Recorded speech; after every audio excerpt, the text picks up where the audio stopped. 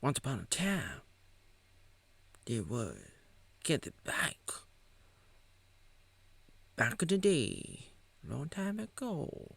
Let me take you back to the story. Once upon a time, Oatmeal, Joey Arnold, that's me. He was in Vietnam. In 2013, he arrived in Saigon for the first time around his birthday. He arrived, and Honey was helping him a little bit. Some people were helping him, especially Honey.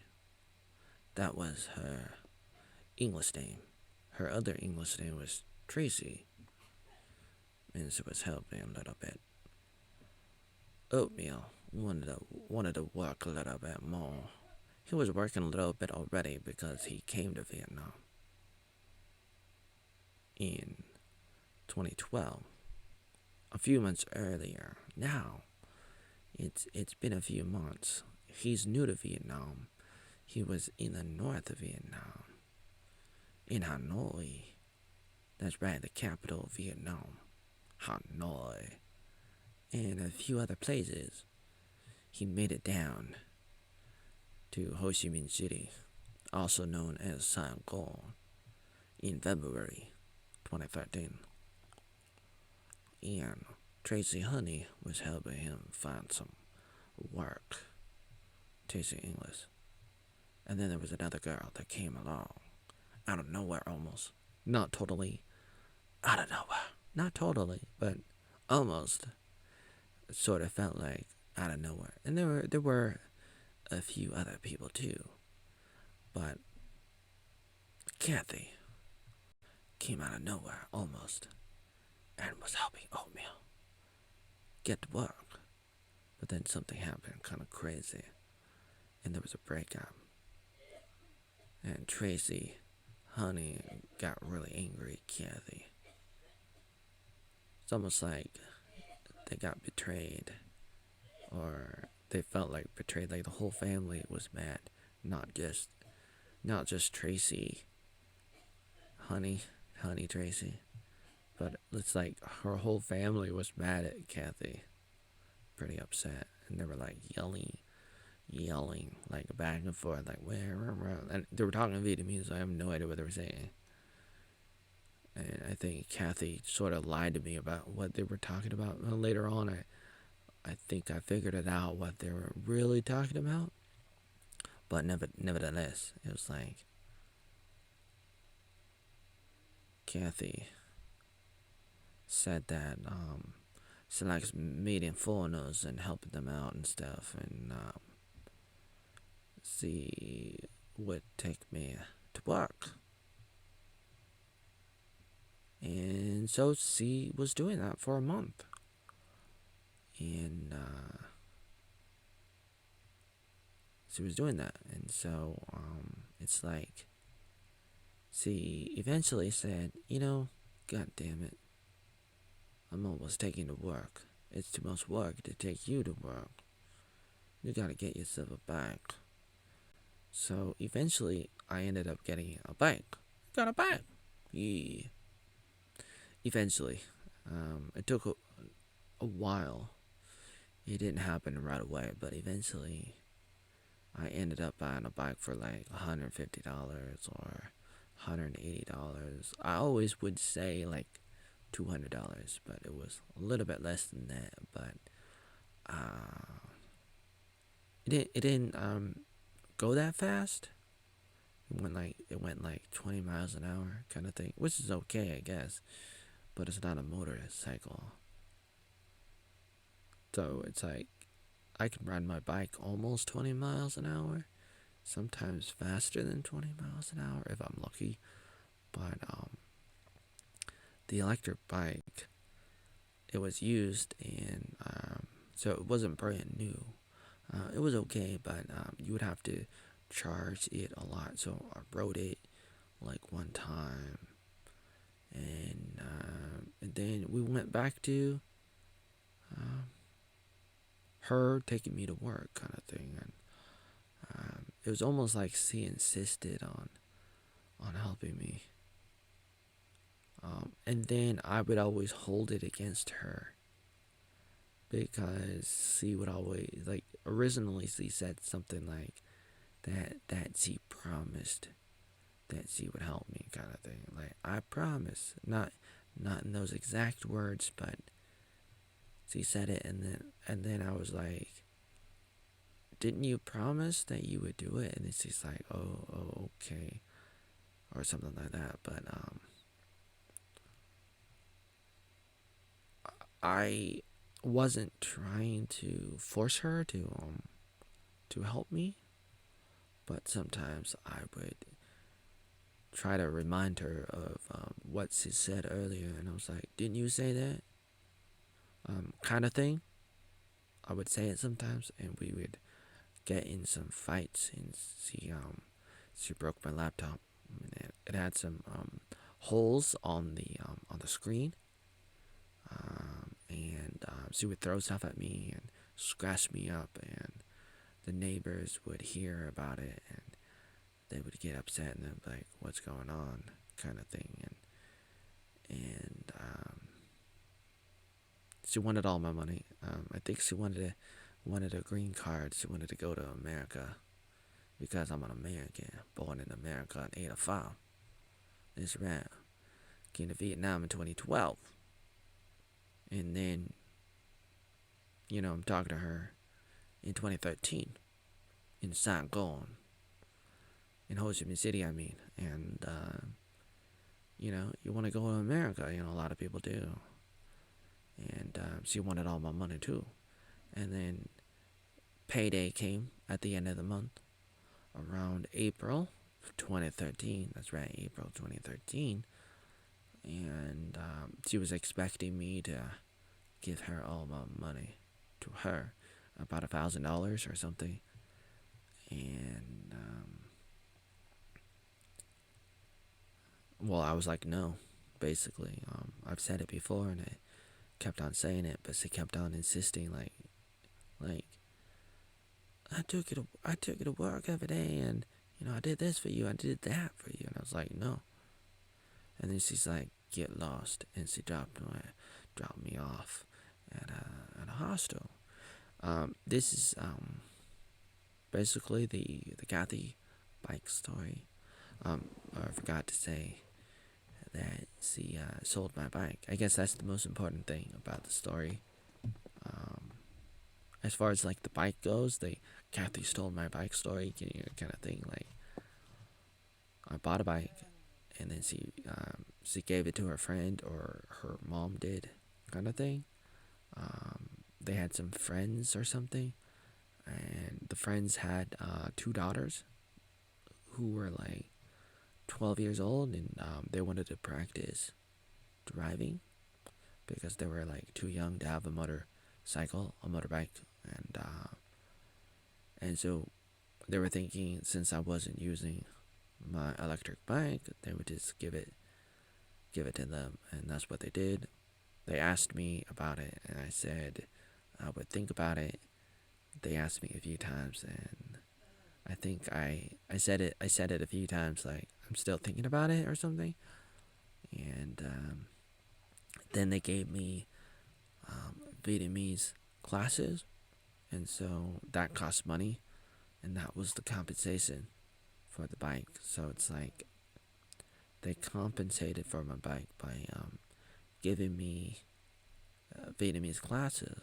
So I went to a school, and I would learn Vietnamese at the school with other foreigners. And I was doing that for a few months, and I don't know exactly how much those classes cost, but it was probably maybe around the same amount of money as my bike, or maybe less money. I don't know. I didn't really count. I didn't count exactly, but it was probably close. But my argument was always that they never said to me that I was being compensated. The way I understood it was they were gonna give me free Vietnamese classes that Kathy's mother wanted to give me the classes for free, kind of thing. Maybe I was wrong. Maybe I misunderstood them or something. I don't know, but so I made a big deal about it, even though it may not be a big deal or whatever the case might be. It may or may not be a big deal. Everything, all the stuff that I'm talking about, may or may not be a big deal and stuff. But I would talk about it with people again and again, and maybe not clearly, because sometimes I try very hard to make some points about stuff. Sometimes, but it's like sometimes I might try too hard to do something or to say something or to get other people to see what I see or to think what I think or to believe what I believe, kind of thing. And I'm not always gonna say I'm wrong, but I'm also not gonna say that I'm always right or wrong. Maybe I am, maybe I'm not, but I don't think we have time to figure that out right now. Maybe not totally. I would like to think that I was right about some stuff, but in life, sometimes you just don't know if you're right or wrong about some stuff.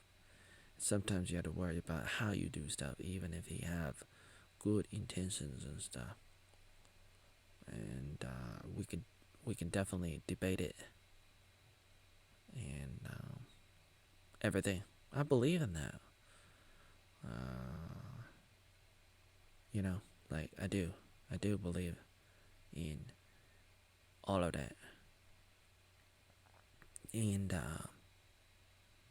I would argue with Kathy and with a lot of people about the bike and many things. And to me, it wasn't just about the bike, but I made it sound like it was about the bike, and I probably confused people, even though I wasn't trying to, or sometimes I was trying to, but I imagine sometimes I was not trying to. I kind of went back and forth between whether or not I want to confuse people or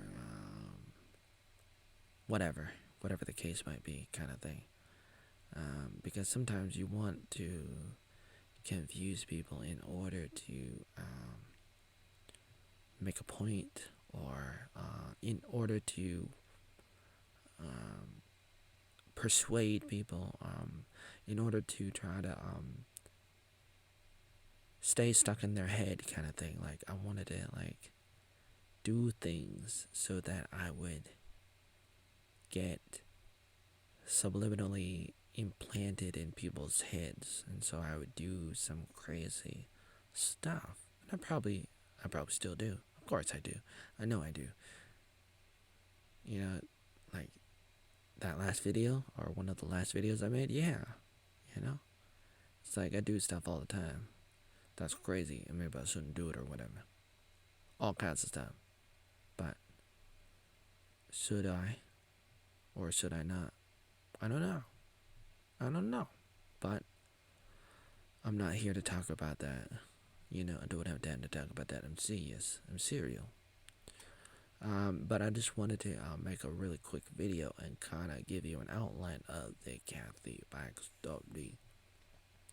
The problem is with telling a story like this is there's so much stuff to say, so many details. Oh, well, I think it's all important. When I'm talking about my life, I think it's all important. So then I end up rambling. for a number of reasons, right or wrong. I feel like I want to do it because I want you to be there. I want to take you back to where I was. I want you to feel what I feel, think what I think. How I was feeling was a little bit of a lot of things at that time. I arrived to Ho Chi Minh City a day before my birthday on Sunday, the 10th day of February 2013.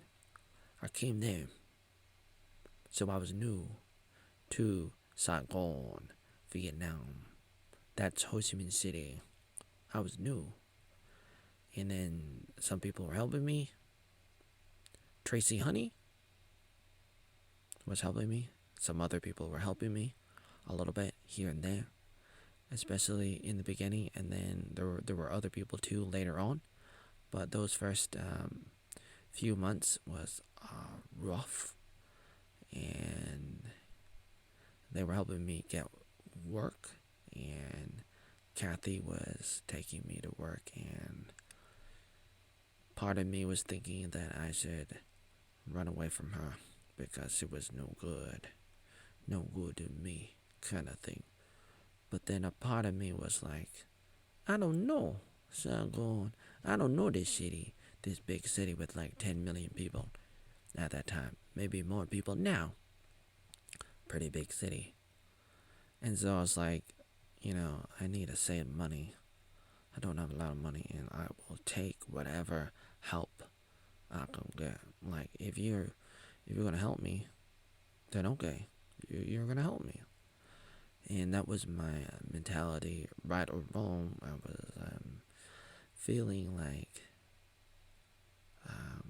I didn't know what was gonna happen because I was already in this weird state of mind because I felt betrayed because other people lied to me. And I was thinking, maybe more people will lie to me and stuff. And maybe more people will treat me badly and stuff. Because, I went to Vietnam to work at a school. Okay? And I go to Vietnam and they're like, no. And that was hard. And so then I was looking for work. And eventually, I came to Ho Chi Minh City to look for work. I was gonna maybe stay in the north of Vietnam. And I was in the north of Vietnam for the first 2 months. My first 2 months in Vietnam. But I decided to go to the south of Vietnam, to Ho Chi Minh City. Okay, to Ho Chi Minh City, to Saigon, Vietnam, okay? And people told me to come. Some people told me to come, so I came. I came to Saigon. Ooh. And some people started helping me find some work. And it was good. But at the time, I didn't know what was going to happen in the future, and so I was trying to put my guard up and everything, and I felt like anything could happen because a lot of crazy stuff already happened during the first month or even the first few days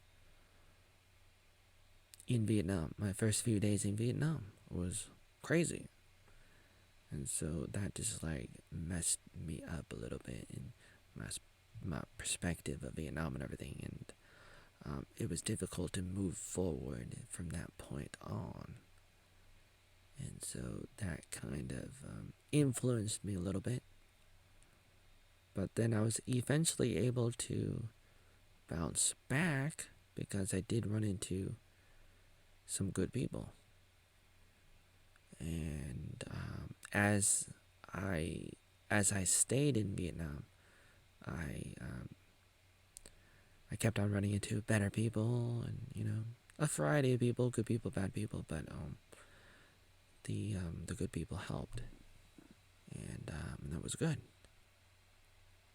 That was good. And but at the time, it was difficult during the Kathy Bag era. The Kathy Bag era. I feel like I could probably do a better job at telling this story. There's a lot of connected stories that were happening at the same time or before and after this story. And so I kind of talk about the other stories that happened before, during, and after this Kathy Bike story. And then I can go down rabbit trails talking about all those other stories and everything. And I do that. I want to do that. I like to do that. But it's hard if you really, really, really want to only tell one story. It's a bit hard if you're trying to tell only one story, like this story, for example. And so I'm thinking about I want to do this story justice, but it's hard because it's a web that's connected to a bunch of other webs. You gotta really connect the dots and everything. It's important to me as a storyteller, as a writer, as a reporter, as a filmmaker, as a historian, and everything else. God damn it! So I think about that stuff sometimes. Sometimes I'm thinking, like it's not important, but sometimes I'm thinking, yeah, it is. So it is, and it isn't. It is and isn't. Okay, alright, okie dokie. Oh, buddy. So I may try to revisit this again someday. But until then, get this to my bag. Scan it, copy it, call the cops. Because get this to my bag.